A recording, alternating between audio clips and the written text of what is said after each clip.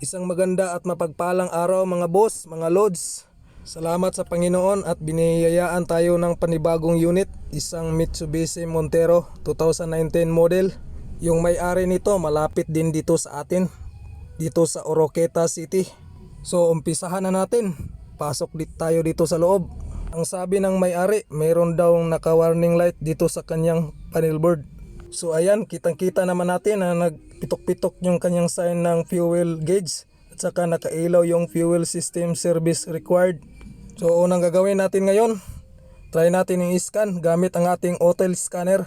So fast forward tayo mga boss, mga lods, para dili naman tayo katulogon. Ayan, gasirit ang agi. Yan mga boss, meron tayong nakita na isang fault code dito. Ito yung fuel information problem. So ngayon, replace tayo ng fuel float kasi yun ang sira.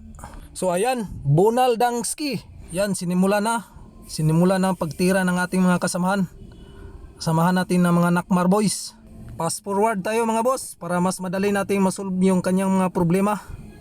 Ayan mga boss, nabunot na natin yung kanyang fuel float assembly.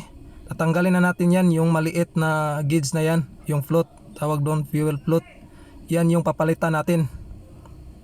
So ayan, bilhan na natin ito ng bago. Punta tayo dito sa Nakmar Auto Parts and General Merchandise. So ayan, nakabili na tayo ng bagong fuel float. Paslak na natin to. Yan mga boss, tinira na naman ang ating kasamahan na si Dangski Nabaska. Fast forward na naman tayo mga boss para mas madaling matumbok-tumbok yung mga problema natin. So tapos na natin maikabit lahat.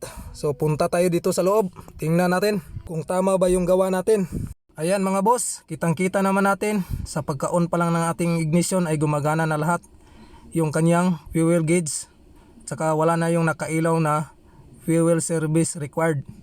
Naman natin yung tinutudlo-tudlo ko na naka-warning light kanina, wala na, goods na.